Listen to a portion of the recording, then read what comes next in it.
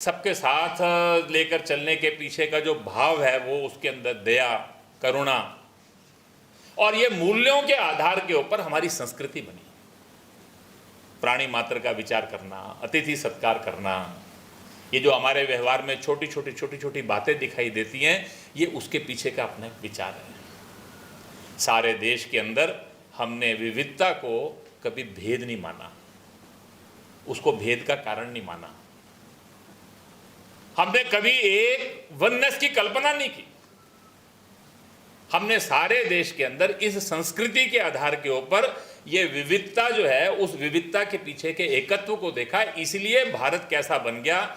हमारे यहाँ भाषाएं अनेक थी, भाव एक है। हर भाषा के अंदर एक ही भाव के आपको गीत मिलेंगे, आख्यान मिलेंगे, सब प्रकार के मिलेंगे। देश के अंदर कोई भी महापुरुष कहीं भी जन्मा, उसने विचार पूरे राष्ट्र का किया। महापुरुष वो पूरे देश का हो गया। वो संत नामदेव महाराष्ट्र से पंजाब में आए तो पंजाब के हो गए। शंकराचार्य पूरे देश के बन गए। मध्वाचार्य पूरे देश के हो गए। गुरु नानक देव जी से लेकर गुरु गोविंद सिंह जी की परंपरा तक पूरे देश की हो गई। गौतम बुद्ध पूरे देश के हो गए। वो एक मत पंथ के नहीं रहे।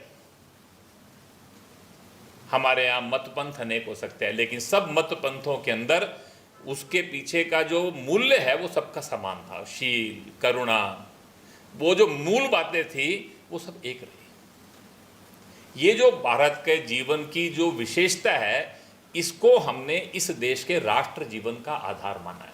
इसलिए हमको कुछ भेद लगता नहीं है।